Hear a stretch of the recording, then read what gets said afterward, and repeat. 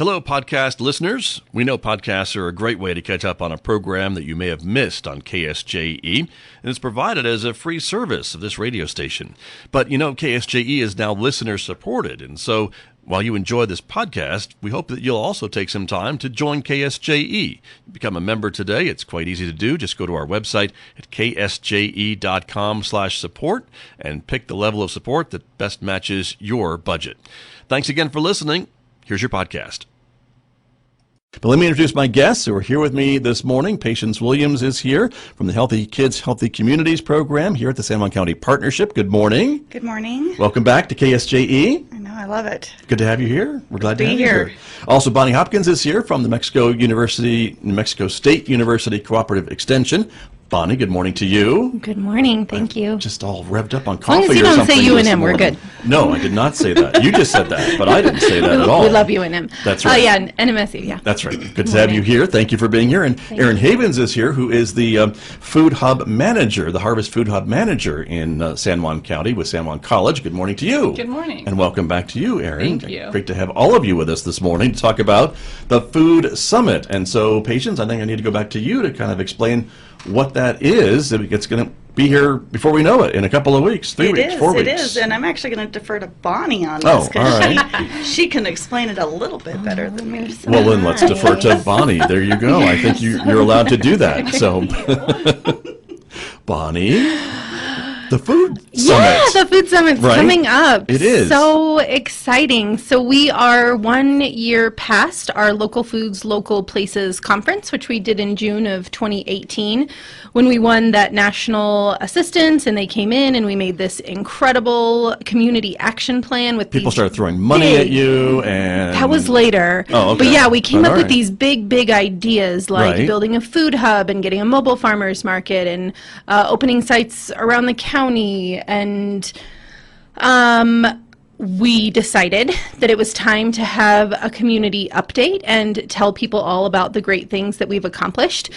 Some of the goals were set for long term, 4 or 5 years in the future, and we've accomplished so many of them in the first year that we really want to get some community input and figure out how we move this forward even more. Right. Okay. And you're right. It's been quite a change in the last 12 months from where we were talking last year, and with the money, the grants, and the funding, because a lot of times we have these great ideas, and then money is the biggest hindrance as to putting them into place, but yeah, you got the money too to follow up. That has not been a limiting factor. I mean, right. Fortunately, we've had such a great team of people and such incredible collaboration. I think when the grant writers see that not only do we have agencies across the county and farmers and restaurants and schools and senior centers and the mayor and city of Farmington, we have all of these people coming to the same table to talk about these issues. We're really working collaboratively. I think that it's really appealing to the funders when they look at our ideas. So that's been exciting, and I think it's been a lot easier for us to make some progress because of the great collaboration within our community. Right. And so here we are 1 year later, and we're going to have this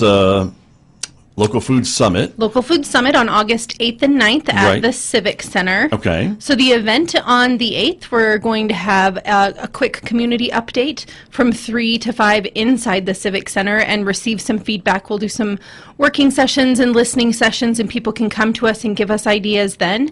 The big event is in the evening of the 8th from 5 to 8 p.m. We're going to be in the plaza of the Civic Center. It is National Farmers Market Week, so we're actually going to close Arrington and Orchard, blow up the Makers Market downtown, bring lots and lots of farmers to the market. We are going to have informational booths so consumers can really understand all of the different components to the food system. There's so many working parts to this that would not work if we weren't all doing this together. So we really want people to see what the whole food system looks like. We're going to have live music and lots of door prizes, which will be local food related. We're having an Iron Chef-like cook-off from 6 to 7 p.m. where we've got 3 amazing local chefs, and they are going to be using all local food to prepare dishes right in front of people. So the judging will be at 7. So we're going to encourage people to walk through downtown, walk through the summit, meet the people that are working so hard to make all of this happen, support the farmers, have a great time, bring your kids, bring your family. And then on the 9th in the morning, we're going to meet for a more focused group session. We're going to bring all of those ideas that we gathered the day before back to the table, really look at the community action plan and the things that we've accomplished and what we're going to do to move forward. Okay. And then from noon to 5, we have farm tours. So we'll be visiting farms across the county, and you'll get to see where the farmers do the great work that they do. And it'll be a great opportunity for us to kind of pilot some ag tourism stuff and see how that works for the farmers. So they're really excited, and I think it's going to be a great event. Nice. And so everything on Thursday is free. Everything on Thursday is free. And then Friday, it looks like you need people to kind of RSVP, and there's a ticket fee associated with some of these events on Friday. Yeah, so the fee in the morning Right. is to cover refreshments and lunch that's going to be all local You can't food. have a food summit without food. Yeah. You just can't. Yeah, so we're And using local food. all local food. We're working with a couple of restaurants to purchase as much as they possibly can, and we're going Nice. to have a fantastic lunch from the Chili Pod using all local ingredients, so we're very excited to work with them, and they are thrilled to have this opportunity to be creative and work with the food that's, Nice. in our community. Right. And this is and so that's $10, and then the farm tour is $25. Just want to put that out there. And basically, if you search for the Food Summit on eventbrite.com, that's how you can RSVP and get your tickets and all that. Yep, Northwest New Mexico Local Food Summit, and it'll come right up. Okay, and we're showing that on the screen for our viewers who are watching us on Facebook or YouTube, but for our radio folks, again, eventbrite.com is where you want to go and search for that. For that information and get registered, because this will be here, as I said, before we know it, on August 8th and 9th in Farmington. And so very exciting. And so this whole idea, it sounds to me, this organization with the Chili Pod is kind of how things are supposed to work, and you're hoping to just make that a grander scale then, with more restaurants and more farms and more local food. Erin, is that kind of the idea behind the food hub? Yeah, that is the idea behind the food hub. So there's a lot of producers in San Juan County that would love to sell their products to more people, and the farmers market is a great place to start. But if we could have local food in all the restaurants and the schools, and the kids could be eating lunches with locally sourced food, if the senior centers could have local food, that would be really making a local food system that can feed everyone. So while we were not going to ever be able to feed everyone with local food, if everyone could have the opportunity to eat local food in their meals, that's the goal. So the Food Hub is working to use produce from local farmers and distribute it to places where people are interested in buying it. Got it. Sure, but certainly it could the local food could supplant some of the other foods that we're bringing in from outside of the community, Definitely. correct? And that's easy to do, but Yes. and do more of it, and that's Yeah. where we have some growth opportunities, right? Exactly, because we're importing like 98% of our food or Right. so, more. And then any food that we are making locally, a lot of it is being exported or just not consumed. So if there's a way to kind of make more of that food stay here, it would be healthier, tastier, That's more the goal, sustainable. Yeah. right? And since the last time you and I talked, there is now a location for the Food Hub in Yes. Farmington, right? Yeah, so we're going to be downtown on Barrand and West Animas Street, so Okay, about which is 2 a- blocks from downtown. From Maine, and maybe a block off of Broadway, basically, Yes, right? exactly. And so that's kind of right in the downtown area. Yeah. And the idea is then to have that as the go-to place for all kinds of other food-related activities and stuff, right? Exactly. Yeah, so we're going to open the Food Hub officially by next growing season. We also have exciting plans to eventually have a commercial kitchen facility and a kitchen incubator program there, so food entrepreneurs can use the space to grow their businesses and food-related businesses. And then we're also going to have a retail storefront and hopefully have some markets there, so it'll be a really great place for people to come and celebrate local food. And really the main thing for the Food Hub is it's going to be storage space and refrigeration units so that farmers can drop off their produce, and then we'll help them distribute it to the restaurants and the schools and the senior centers. And that was going to be my next question, is what really is it going to be doing in the meantime? And it's really that storage, and to encourage the farmers, I guess, to maybe increase their plantings and increase their harvest. Is that the idea, to kind of get more of what we're talking about? Yeah, and so we're not only going to have that storage space, but we're also going to be doing trainings with local farmers. We're offering a class this fall, actually, at San Juan College Center for forest development. And so that's going to be supporting farmers in writing a farm business plan and a farm food safety plan, and different things to kind of help farmers scale up and be able to sell more produce locally. So it's going to be both the storage facility as well as training and other resources for farmers. Terrific. Well, and great. And again, this is another example of working with the city and getting them to help find a location and Yes. to provide with and giving new life to this building that I don't think has been used for a couple of years. So Yeah, it's a city-owned building, so we're working closely with Warren Unsicker and Julie Baird to get this building in use. Nice. Yeah. very good. Well, congratulations, and it's great to hear the update about all that. And so, Patience, I'm still wanting you to be on the show, so I'm going to talk to you about something here. We're good. And I do want to ask you a bit about what this means for your program, this Healthy Kids, Healthy Communities program that you work with the San Juan County Partnership on, right? Because all this is all part of getting more locally grown food and fresher food into the hands and mouths of our kids. Absolutely. It's big, and a lot of things that have come in the last year. Farmington Schools, Marie Johnson and Janelle Miner, they are part of the pilot program for this state farm to school. Uh-huh. And where before the NM Grown Funds and the Fresh Fruits and Vegetable Program through USDA was able to be used locally, but it's a small scale. This is, most of our kids are the free and reduced, and to be able to use the reimbursable funds to procure local food. And this is the pilot program that Farmington Schools is a part of. And it's huge. So they're going to be able to use most of their budget, and if they choose to, with approved vendors, to be able to procure local food to put into their classrooms, into the lunchroom, everything. So it's gotten big, and Marie Johnson is one of our champions through the Farm to School program, and this is, the legacy she wants to leave, is to make sure that all the kids in Farmington, and her model is being used in all of our other districts.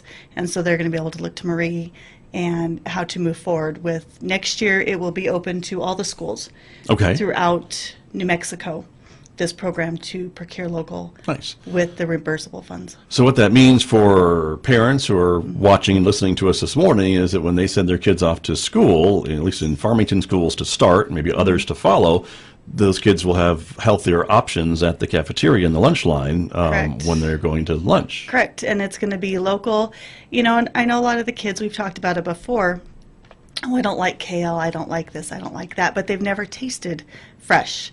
When you bite into a tomato from the market versus a tomato from the grocery store, there's a little bit of a difference. A little bit. Small. Right. Small difference there. Yeah. So, and the kids, they don't know. They don't know what they don't know, and that's part of my job, is to go into the schools and help kids to taste the fresh produce versus some of the others.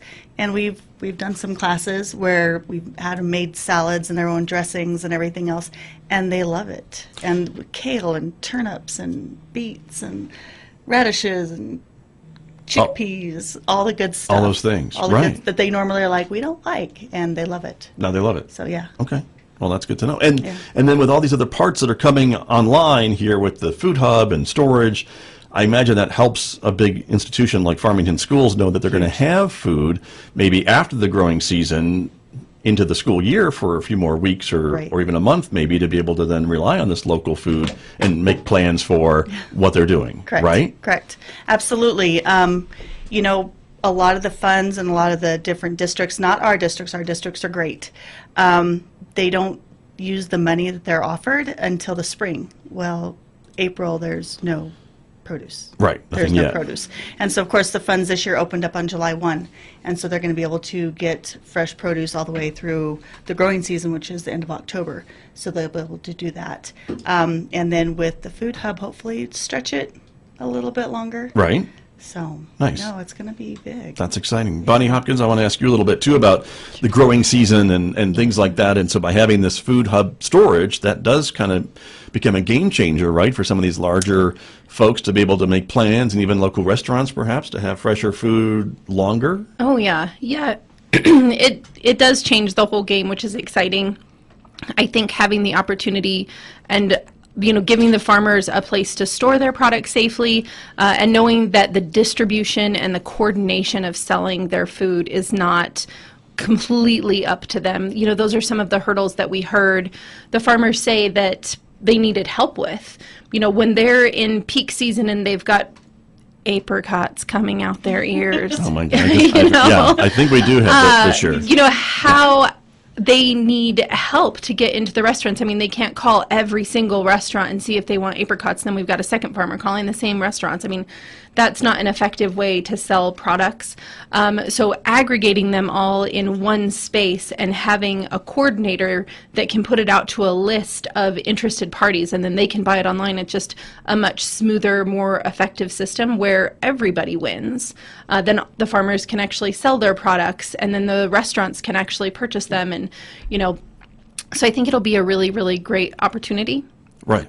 And are we getting more interest from the farmers about expanding their crops and yields, knowing that there may be a market now to sell them? Because I know it's one of those chicken or the egg kind of things. Do I plant more situation. And then can I sell more without getting that guarantee? I don't know. You know, I think Erin and I are going to do some pilot projects, and we're working on some coordination efforts, and Erin has been just an absolute incredible asset to our community and working so hard to make some of this stuff happen. But, you know, we're trying to make some of those connections this year. You know, the Food Hub really won't be operational until next year, so it is still a work in progress. Our goal for this year is to build the farmer confidence and try to make some of those relationships and figure out what those paths look like so that the minute the growing season starts next year, we're ready to go. Right. But they can certainly, I'm sure they're paying attention to some of these conversations and making their plans or thinking about making their plans to maybe take advantage of these things, right? Yeah, we've had a lot more coordination across the county with the various farmers markets. They're all in full swing, and so we really just stay in good communication with all of the farmers that come to market. So the Shiprock Farmers Market actually starts this Saturday. So Farmington is up and running Tuesday evenings from 4 to 6, Saturday mornings from 8 a.m. to noon at the Farmington Museum.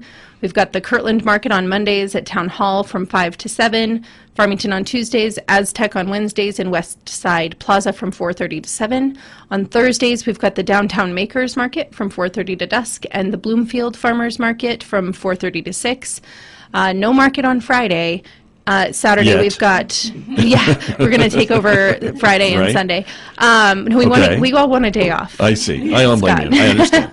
But that's amazing that all these local communities, and so for folks who are listening, no matter where they are, they're not too far from a growers market in San Juan County on certain days of the week. I mean, there are places, and that's some of Erin and I's goals are to have opportunities every day of the week for people to support local agriculture, whether it's the farmers market or shopping at the grocery stores that are locally owned, or eating at restaurants, or your kids or your grandparents that are eating the food. I mean, we want those opportunities for every community member every day of the week during the growing season. Very exciting. I want to ask about one more thing that we talked about before we came on the air this morning, and that is farm to senior centers. And we talked about getting locally grown food into the schools and things like that, but senior centers are also part of this conversation too. And they're a very recent part of this conversation. Is it? Okay.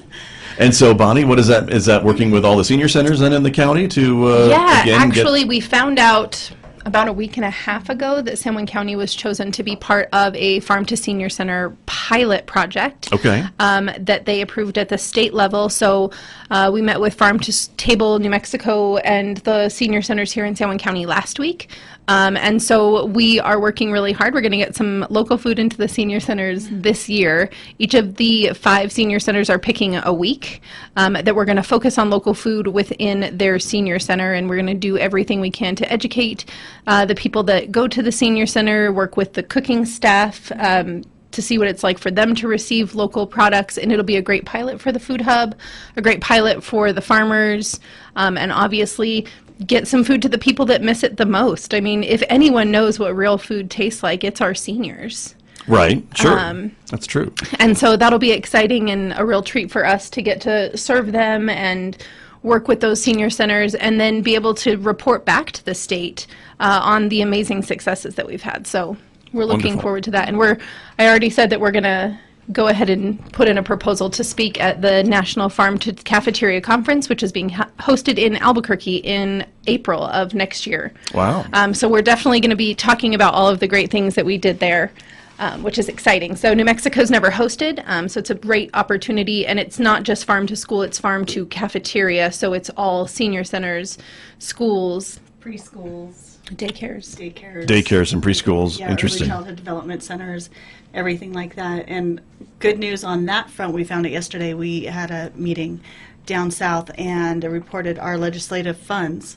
They are now part of the permanent fund, so we no longer have to beg our legislature for money. We have $458,000 every year now Wow. for the farm to school, farm to cafeteria program. Terrific. So this is good. This is what we've been going to the legislature every year and talking to our representatives and talking to the rest of the state folks and asking for this money for our schools. And it was such a success that they realized, they're actually using the funds. And so let's just go ahead and they didn't give us just the 250. They gave us the match, which was 458. Nice. So that is really good news. Good news. Thanks for sharing that. And that's great. Well, we're just about out of time, everybody. So again, I want to remind folks about the Food Summit coming up on August 8th and 9th here at the Farmington Civic Center, and lots of opportunities to learn more about what we're talking about this morning, a little more in depth. If folks have specific questions, I imagine all of you will be there and others as well to ask these questions about. And if folks are thinking about maybe expanding their farm or getting into farming or thinking about farming or other farm-related projects or restaurants or whatever, this is the ground floor of getting into these opportunities that I think are happening. I mean, we can hear it from just a year ago of how things are moving forward so quickly. So it's an exciting time. And again, events on Thursday are free with the community updates and the local food fair. And then on Friday, again, you can RSVP at eventbrite.com, everyone. The conference from 8 to noon, $10, and then the farm tour in the afternoon, which is going throughout the county, touring the different farms for $25. Yes. That's coming. Yeah. Okay. Very exciting. Thank you all for coming in this morning. Thank Thank you. You're very welcome. My guests here talking about the local food summit coming up next month here on KSJE. And I'll be back with more in just a moment. Did you enjoy that podcast? We hope that you did. And if you did, share it with your friends. And if you really want to keep podcasts like this coming, please support KSJE. You can do it easily online at ksje.com.